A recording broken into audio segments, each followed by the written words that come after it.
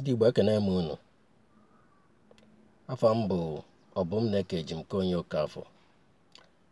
O nwere ife na-eme kịta ndị be anyị na-etinye ọnụ na ya.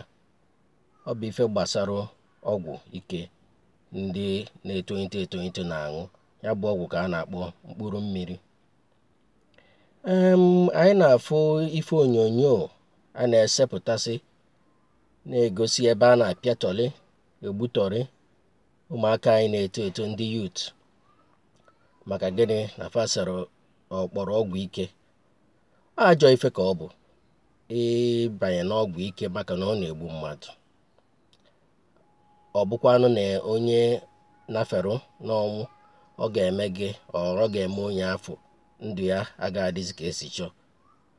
Ma ife a na-eme bụ ife dị mma mana anyị tosiri ime ya n'usoro esi eme na anyị na-enyere ụmụnne anyị aka ndị na-akpọ ọgwụ ike ka ọ kwụsị bụ ife dị mma mana ka anyị mee ya ọfụma maka na Igbo na-ekwu okwu sị na achọba isi ọchụ ejee n'ụzụ.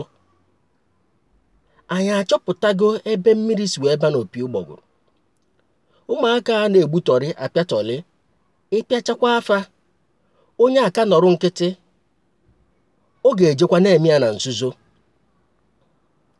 Anyị lote na mgbe gara aga na nwe mgbe a kpọbatara ma ndị Bakasị ka a chụọ ndị omekome na arụ dị na Anambra steeti ma ndị Abịa emechaa ya. Bakasị emechaa na omekome anago arụ anago kama ọ na-abawanye ụba maka gịnị anyị ejero n'isi mmiri. Igbo si achọba isi ọchụ si jee n'ụzụ. Kedu ihe kpatara ụmụaka ndị otu a ji wee bazie n'ọgwụ ike chịrị aka wụbaa n'ime ya? Ọ ebe anyị ga-ene anya wee chọpụta ihe na-eme na wee si ebe afọ wee gbochie. Ebe a na-afịa fetarị kịta ifefa ya emezi bụ izo ezo wee je na-ese ọ yara akwụsị ya. Mana enwere ihe ndị oyibo na-akpọ gainful employment, engage the youth. Biko nụ a ga-divert the minds of the youth. A ga-ebuchi were ife ọzọ wee dọta obi fa. Ndị na-eto eto anyị nwere n'ala Igbo nọ nkịtị. Gọọmenti enwere ihe a na-arụ. Enwezi ụlọ ọrụ na-emepụta ngwa ọrụ ebe a ga-ewe ndị youth. Ndị gụchara akwụkwọ enwere ọrụ aka fe nwere ọrụ. Ije n'ụlọ aka ibiri ego asị gị jee bute ana nna gị butekwuo isi nna gị. Ndị youth anọ nkịtị kere ife anyị chọọ ka fa mee. Ndị oyibo si na the idle mind or idle brain is the devil's workshop.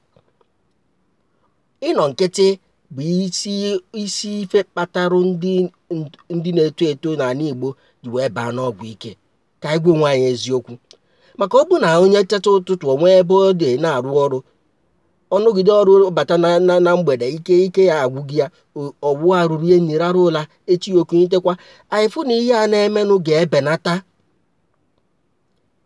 Achọba isi ọchụ si jee n'ụzụ enyego anya ebe esi ebupụta ọgwụ ike a ma ebubata ka na-arụ ya n'obodo a ka egbochisigodo ebe afọ ka o doo anya na ụmụaka achọ ọgwụ a na fa ga-enweta ya. Anyị a na-agwakwa ndị gọọmenti anyị okwu otu a ndị Tan Union na ndị na-achịkọta obodo si abịa ejide ụmụaka apịatọlị egbutọlị ka anyị si otu achịkọta jegwa ndị na-achị anyị. Ọ bụrụ aka ka Mike Ọkpara ji wee bido. Dr. Mike Ọkpara ka mkpụrụ obi ya zuru ike na ndokwa mgbe o bidoro o jee na Ọnịcha ruo main market eje na Abakaliki ruo ebe a na-azụ ma ọkụkọ na ọkụkọ na-eyi akwa. Eje na Nkalago ruo Nkalago cement. Arụrụ ebe dị iche iche arụ ma ebe a na-akọ ugbo na Anambra steeti akọ kachiu emere ife niile ka o doo anya na arapụta ndị youth ga-enwe ebe ha ga-anọ na-arụ ọrụ.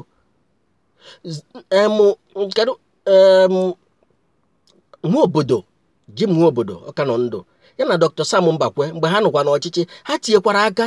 Sam Mbakwe rụba industries ruo Imo State Airport. Jim Nwobodo ruo Avop ebe a na-emepụta mmanụ. Tata ihe a niile adịọzi ya. Anyị na-atụ anya na ndị youth nọ nkịtị ya chịkọnata ọkpafa.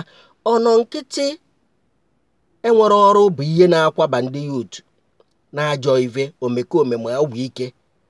Biko nụ ka anyị gwaba ndị gọọmenti anyị nsogbu anyị si n'ọchịchị na ọ bụrụ ndị youth. adị m ekwu na ọgwụ ike ndị yutu na-akpọ dị mma ọ bụrụ ebe m na-aga kama na nsogbu anyị si na ndị na-edu anyị enwee ife ndị yutu na-eme ọ ga-eme ka ihe abelata.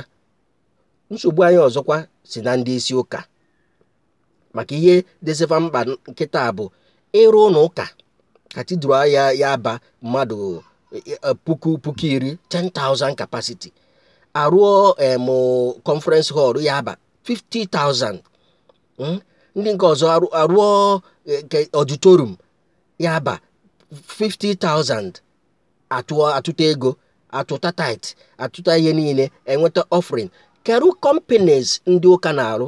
Onye ndị ụka rụọ ụlọ ọrụ ebe na-emepụta ife ka e wee ndị mmadụ n'ọrụ, ọ ya awọfa n'afa. Sọsọ Fada Mbaka ka mụọ ma mara m maka ndị ọzọ. O nwee factory ebe a na-arụ mmiri, o nwee ebe a na-arụ yogurt, o nwee ebe a na-arụ ifu na ịna-anya na efu na adoration ministry enwego na opeka mpe ọ ya enwe thousands of people ewe n'ọrụ. Each diocese ma ọ bụ Anglican ma Catholic tosi inwe ụlọ ọrụ faya na efa nwere. Ọ bụrụ ebe a na-azụ anụ enwe ka e were ọrụ wee jide ndị yutu anyị. Yutu gụchaa akwụkwọ kere ebe fa ga-aba. Ndị ụka atọ n'ịrụ ụlọ ụka ụlọ ya na ụlọ akwụkwọ ebe a na-ana nnukwu ego. Agụchaa akwụkwọ afọ aga na-ebe ichezie na onye nọ nkịtị ya agba aka o nwere ife ọ ya na-eme. Ka anyị gwa na nwaanyị eziokwu ụmụnne m, we have to do something to stop this. Ka anyị chọọ isi ihe na-eme anyị, mana ihe a na-eme anyị bụ ọrụ adịrọ. Ndị gọọmenti ada arụ ọrụ, ndị ụka ada agwazife eziokwu. O nwere ebe a na-emepụta ife, ndị chịkwa na ndị yutu nwee ife fa bụ n'obi ime afụrụ ebe anyị enweta ego dị ka na sense fund ka ihe ịchọ ka fa mee apịatọrịcha afa gbutọrịcha afa. Ọ gara ife anyị na-eme a ga-akwụsị. Mpụ na omekome ya na-eme wee ruo mgbe ndị na-achị anyị gwara onwefe eziokwu. Fa gwara onwefe eziokwu, ndị town union, ndị na-achị obodo jikọta n'ọnụ ka ejegwafa ihe na-emenụ. Agafe ya a na-arụ airport, a na-arụ nka fancha dịcha mma mana chisi ruo ebe a na-emepụta ife ka e wee ndị mmadụ n'ọrụ. Nne darụnụ unu na-ege okwu a mana si ya were ya dịka okwu na okwu ọfụma si were ya mee ife. Let us talk to our leaders, political and religious leaders, to change their mind, to change what they are doing. They are not helping us. They are not helping matters. Often bụ na ndị yutu anyị na-eme ihe a na-eme. Farụbara anyị ụlọ ebe a na-emepụta ife. Chọọ ife a ga-enye ndị na-eto senators, House of Rep, unu na-anata constituency allowance. Rụọnụ ebe a na-akụzi skill acquisition centers. Ka e wee ndị yut ka fa bịa ebe afọ mụọ ọrụ aka. Mgbe a mụrụ ya ọnwa 3, ọnwa 4, ọnwa 6, ewepụta ego unu na-anata. Nwere senator adị enweta up to 1 billion naira na-arọ. Kenya ụzọ 3 ma ụzọ 4 were ụzọ na-abụ dozie obodo yi.